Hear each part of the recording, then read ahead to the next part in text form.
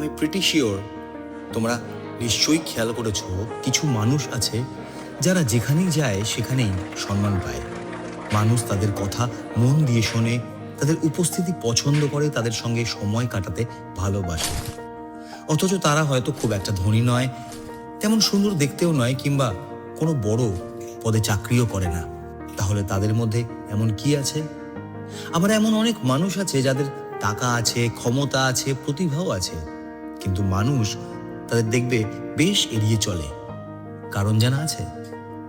কারণ হলো, মানুষের হৃদয় জয় করার সবচেয়ে বড় শক্তি কিন্তু টাকা বা ক্ষমতা কোনোটাই নয়। সবচেয়ে বড় শক্তি হলো তোমার ব্যবহার আর তোমার কথা। একটা ভুল কথা বছরের পর বছর ধরে সম্পর্ক নষ্ট করতে পারে। তেমনি আবার একটা সুন্দর কথা এমন একজন মানুষকেও তোমার আপন করে দিতে পারে যে এক সময় তোমার থেকে অনেক দূরে ছিল। আজকের এই পর্বে আমি তোমাদের এমন দুটো সহজ কিন্তু অসাধারণ শক্তিশালী অভ্যাসের কথা বলবো, যেগুলো তোমার ব্যক্তিত্বকে সম্পূর্ণ বদলে দিতে পারে। এই অভ্যাসগুলো তোমাকে আরো সম্মানিত, আরো গ্রহণযোগ্য, এমনকি আরো প্রভাবশালী মানুষ হিসাবে গড়ে তুলতে সাহায্য করবে। তাহলে ভিডিওটা শেষ পর্যন্ত দেখো, কারণ আজকের পর্বে আমি এমন বিষয় নিয়ে কথা বলবো যা বুঝতে পারলে তোমার সম্পর্ক, ব্যক্তিত্ব, এমনকি তোমার সামাজিক গ্রহণযোগ্যতা সব কিছুই বদলে যেতে পারে। আর বলে রাখি, আমাদের পর্বগুলো যদি ভালো লেগে থাকে তাহলে খুবই অল্প অর্থের বিনিময়ে জয়েন করতে পারো আমাদের চ্যানেল, অথবা মেম্বার হতে পারো স্বপ্নের শুরুর। তোমাদের এই ছোট্ট সাবস্ক্রাইব কিংবা আমাদের চ্যানেলে মেম্বার হওয়া অথবা জয়েন করা আমাদের নতুন ভিডিও বানানোর আরও অনুপ্রেরণা দেবে। ওয়েলকাম টু স্বপ্নের শুরু। আমি তোমাদের বন্ধু সৌম্যজিৎ এসে গেছি একদম নতুন একটা পর্ব নিয়ে। চলো, লেটস বিগিন।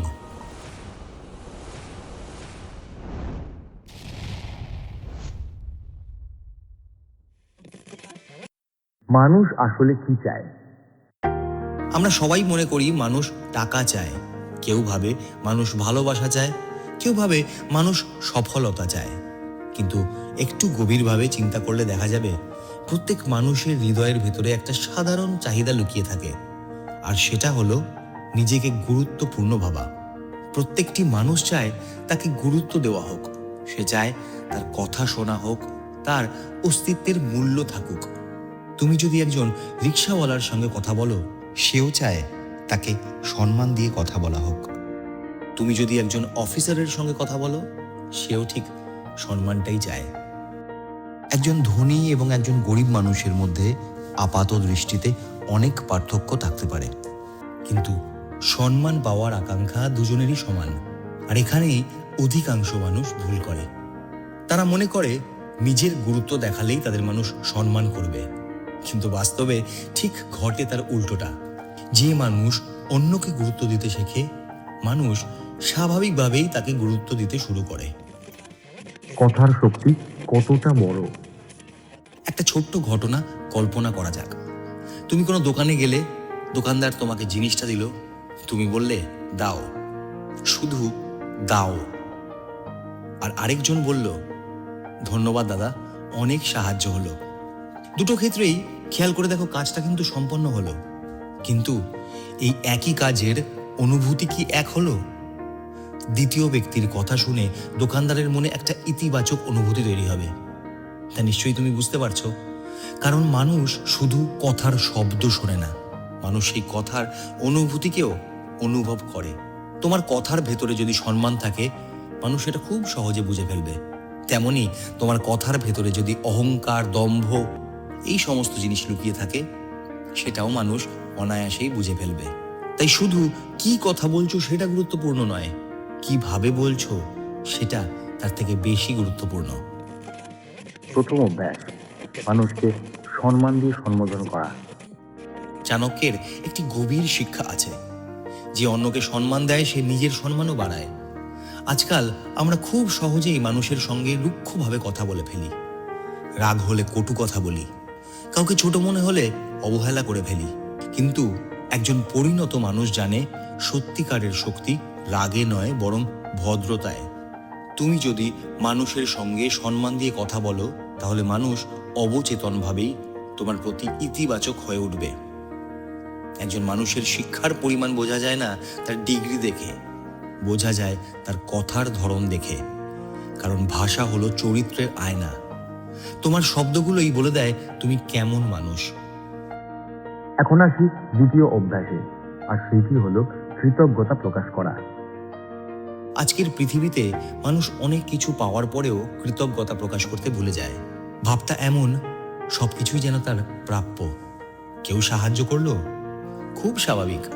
কেউ সময় দিল, সেটাও স্বাভাবিক। এমনকি কেউ পাশে দাঁড়ালো, তাও স্বাভাবিক। কিন্তু সত্যি বলতে কি, এসবের কোনো কিছুই কিন্তু স্বাভাবিক নয়। পৃথিবীতে কেউ বাধ্য নয় তোমার জন্য কিছু করতে। তাই যখন কেউ তোমার জন্য সামান্য কিছু করে, সেটার মূল্য দিতে শেখো। একটা ধন্যবাদ, এই ধন্যবাদ নামক ছোট্ট শব্দটাকে খুব ছোট ভেবে ভুল করো না। এটা একটা মানুষের পরিশ্রমের স্বীকৃতি, একটি মানুষের গুরুত্বকে স্বীকার করা। আর মানুষ যখন অনুভব করে যে তুমি তার মূল্য বুঝেছ, তখন সে তোমাকে আরো বেশি সম্মান করতে শুরু করে। আর এটাই বাস্তব। কেন নম্র মানুষদের সবাই পছন্দ করে? একটা বিষয় খেয়াল করো, কোনো গাছের ডালে যখন ফল ধরে, তখন সেই ডাল ঝুঁকে নিচু হয়ে যায়, কিন্তু শুকনো ডাল সোজা হয়ে থাকে। ঠিক তো? প্রকৃতিও যেন আমাদের একটা শিক্ষা দিয়ে যায়। যত বড় হবে তত নম্র হতে হবে, যত সফল হবে তত বিনয়ী হও। কারণ অহংকার মানুষকে একা করে দেয়, আর নম্রতা মানুষকে সবার কাছে প্রিয় করে তোলে। আজ অনেক মানুষ তাদের জ্ঞান দেখাতে ব্যস্ত, নিজের সাফল্য দেখাতে ব্যস্ত, কিন্তু খুব কম মানুষ অন্যের কথা শোনে। আর এই কারণেই ভালো শ্রোতার এত মূল্য। কথা বলার চেয়ে শোনার গুরুত্ব বেশি। বেশিরভাগ মানুষ কথা বলার জন্য অপেক্ষা করে, শোনার জন্য নয়।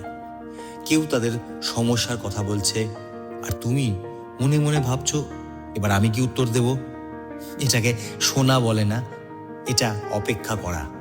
প্রকৃত শোনা হলো সামনের মানুষটি কি অনুভব করছে সেটা বোঝার চেষ্টা করা। একজন ভালো বক্তা হওয়ার আগে একজন ভালো শ্রোতা হও।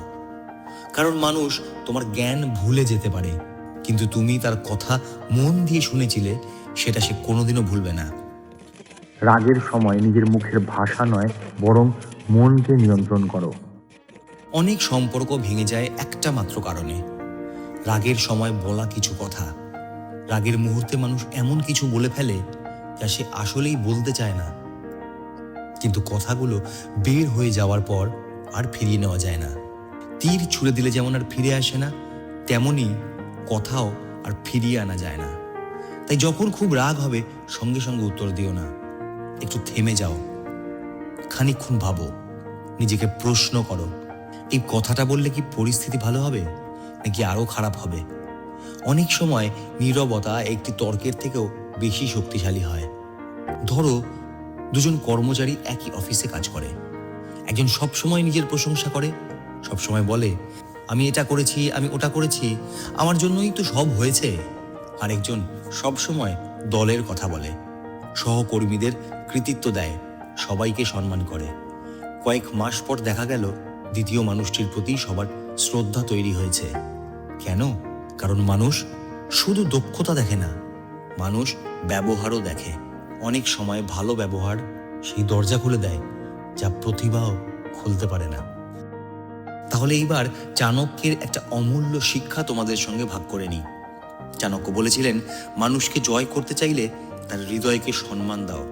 কারণ শক্তি দিয়ে তুমি মানুষকে ভয় দেখাতে পারো, কিন্তু সম্মান দিয়ে তুমি তাকে নিজের করে নিতে পারো। পৃথিবীতে এমন অনেক যুদ্ধ আছে যা অস্ত্র দিয়ে জেতা যায় না, সেগুলো জেতা যায় আচরণ দিয়ে, নম্রতা দিয়ে, ভালোবাসা দিয়ে, এমনকি সুন্দর কথার মাধ্যমে। তাহলে বন্ধুরা, মানুষ তোমার চেহারা ভুলে যেতে পারে, তোমার টাকা ভুলে যেতে পারে, তোমার পদমর্যাদাও ভুলে যেতে পারে, কিন্তু তুমি তাকে কেমন অনুভব করিয়েছিলে সেটা সে কোনোদিনও ভুলবে না। তাই আজ থেকে একটা সিদ্ধান্ত নাও, তুমি মানুষকে সম্মান দেবে, কৃতজ্ঞতা প্রকাশ করবে, মন দিয়ে তাদের কথা শুনবে, রাগের সময় নিজেকে নিয়ন্ত্রণ করবে এবং এমনভাবে কথা বলবে যাতে তোমার শব্দ মানুষের মনে শান্তি তৈরি করে। এটা মনে রাখবে, সুন্দর চেহারা মানুষের চোখে আকর্ষণ তৈরি করে, কিন্তু সুন্দর ব্যবহার মানুষের হৃদয় জয় করে। আর হৃদয় জয় করতে পারলে জীবনের অর্ধেক যুদ্ধ এমনিতেই জিতে যাবে। যদি ভিডিওটা তোমার ভালো লেগে থাকে তাহলে অবশ্যই একটা লাইক করো। কমেন্টে জানাও তুমি আজ থেকে কোন অভ্যাসটা নিজের জীবনে প্রয়োগ করতে শুরু করবে। ভিডিওটা তোমার বন্ধু এবং ফ্যামিলির সঙ্গে শেয়ার করতে ভুলো না। আজকের পর্ব এই অবধি। আমি তোমাদের বন্ধু সৌম্যজিৎ। দেখা হচ্ছে পরের দিন আরও একটা এই ধরনের অনুপ্রেরণামূলক এপিসোড নিয়ে। ভালো থেকো, সুস্থ থেকো, আর অবশ্যই নিজের খেয়াল রেখো।